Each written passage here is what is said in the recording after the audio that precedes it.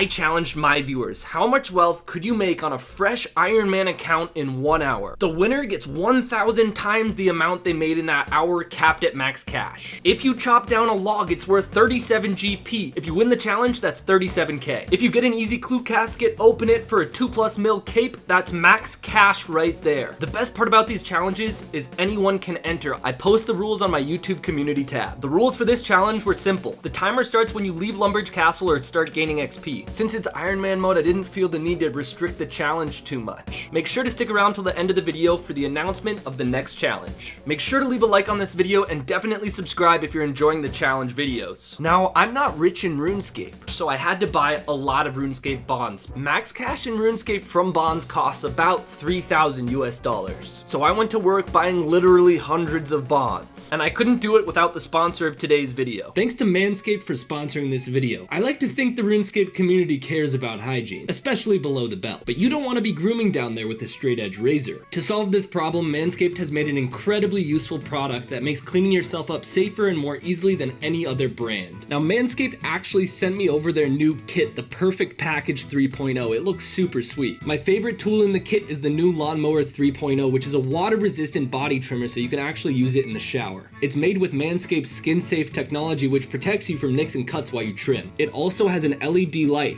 so you can finally see what you're doing down there.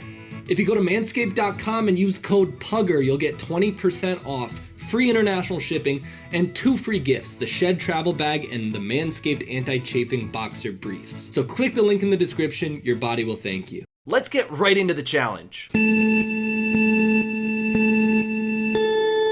Ollie starts the runoff by collecting 10k from the security stronghold. He then goes to Marlow in Varrock, where he starts the Daddy's Home mini quest. To get the supplies to start the mini quest, he goes up to the lumber yard outside of Varrock, picks up some logs, uses the sawmill operator to change the logs into planks, buys some bolts of cloth and nails, and heads back to finish up the mini quest. He finishes the Daddy's Home mini quest, which actually gives you pretty decent rewards. It gives you 5 teleports to your house, 25 planks, and other stuff that he drops immediately. He goes to his house and at this point has 8 construction. He builds a couple bookcases to get 10 construction so that he can build the dining room. That uses basically all of his cash. He builds the table and then drops everything and starts taking out arena books from the bookcase and putting them on the dining room table. Everything about this run seems meticulously thought out. It looks like each book is supposed to be worth about 3,000 GP. You can only own 1 book at once, and they don't have a drop option, it's a destroy option, which is why he's putting those on the table. Very creative strategy. Glassblow Guy starts off by running over to the stronghold of security. I don't think he knows about that teleport in Lumbridge, but he collects his 10k and then immediately teleports to Castle Wars. He's then gonna walk through Yanil and he's gonna end up at Fishing Trawler with 47 minutes left. And of course, Glassblow Guy is going to be buying glass blowing pipes. He can buy them for 5 GP and the GE price is about 300 GP. I hope that 10k doesn't run out. SoloMission is competing once again. He was the winner of the last challenge and he starts out by going and getting 2k from the security stronghold. He's then gonna go and actually complete 3 different quests, which is pretty impressive in 30 minutes on an Ironman account. He starts off by doing Druidic Ritual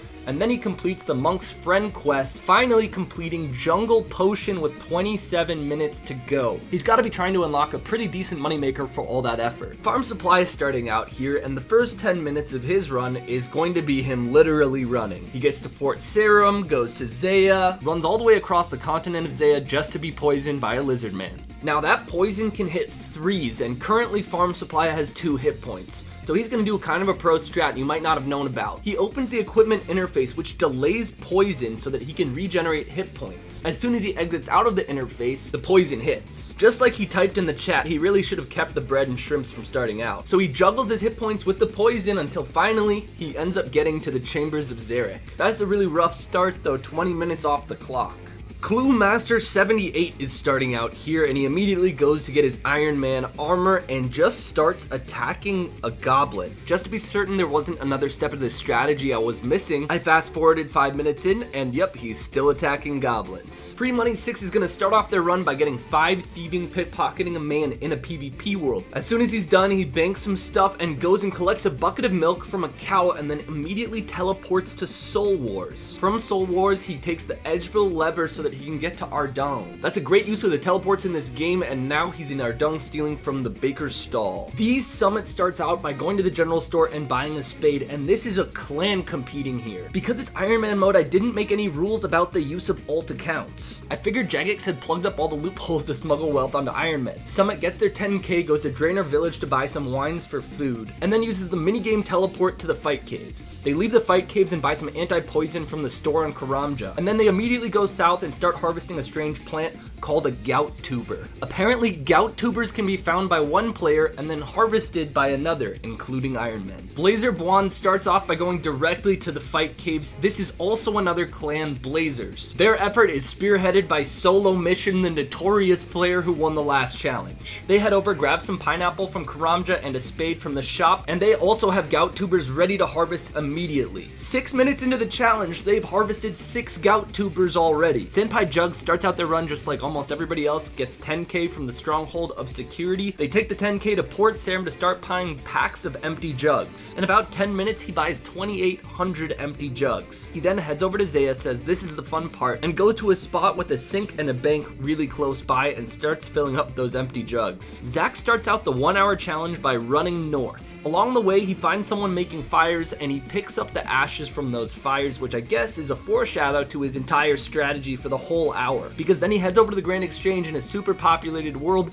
and continues picking up ashes from people's fires. Conway Sir Pug starts off his run by running to Varrock, picking up a spade in the general store there, and then attacking the dummy here. If you didn't know, other than doing quests, attacking the dummy is a very, very fast way of training your experience, so he picks up 8 attack and then teleports back to Lumbridge and starts killing goblins. Pug Kluwer 1 starts out here by pickpocketing men, getting 5 thieving, and then heading over to Ardung to steal some cakes from the bakery stall over there. He gets 15 thieving and then dies to a hero to go back to Lumbridge and heads over to the Ham hideout, starts pickpocketing Ham members for that easy clue. With 40 minutes left, he gets the easy clue, he completes it in 6 minutes and 30 seconds, gets the casket, and gets lucky with a black wizard hat G, which is 450k. He still has 33 minutes left, so he's gonna head back to the Ham hideout. We're back with free money 6. He picks up 21 thieving from that baker's stall and then heads over to Ezekiel Lovecraft to buy a sardine. If you haven't guessed it already, he was doing the Gertrude's Cat quest. He then strategically dies to a Varrock guard, hops over in Lumbridge to a PvP world so that he doesn't have to go upstairs to bank. This guy's really planning this out, and you probably guessed it by now, he's doing Pyramid Plunder. 20 minutes into the challenge, Blazer Bwans has harvested their 12th gout tuber. We're 20 minutes into the challenge here, and Conway Sir Pug gets a beginner clue scroll from a goblin. 3 minutes later, he gets an easy clue scroll from a goblin as well. It only takes about 10 minutes to finish that easy clue scroll. He opens the casket and is incredibly lucky. He gets an Iron Full Helm G. The whole clue scroll is worth about 250k. In case you guys were wondering what Farm Supply's been doing this whole time, the name of this character tells you everything there is to know. He's collecting rakes and other farm materials. The Chambers of Xeric has a spawn for it right next to a bank, so he can do it incredibly quickly. Back to Clue Master 78 here, and now I finally know why he was killing goblins for 40 minutes. He gets a beginner clue scroll. Actually, that's not why he's killing goblins, because he doesn't even start the beginner clue scroll yet, but 3 minutes later he gets lucky and gets that easy clue scroll, which is what he was looking for. It only took him 3 minutes to do the easy clue scroll. He gets the casket and gets lucky, 205k with the trimmed wizard hat. With 15 minutes left, Summit harvests their 8th gout tuber. With 1 minute to go, Pug Kluwer gets another easy clue scroll. Unfortunately, with 1 second left, he gets another clue, not a casket, and the time runs out. Approximately 1 minute later, he still finishes the easy clue scroll, and it gives him 33k. A pretty epic run though. He almost finished 2 easy clue scrolls on a fresh Ironman account. He still did get 450k from that black wizard hat G. Zach has 10 seconds left on the clock, and he's just about done picking up those ashes. He goes for the price check, and ashes aren't very expensive. He gets 46k worth of ashes to finish up his run. Glassblow Guy is finishing up the 1 hour challenge. He takes everything out of the bank. It looks like he has almost 1,400 glass blowing pipes.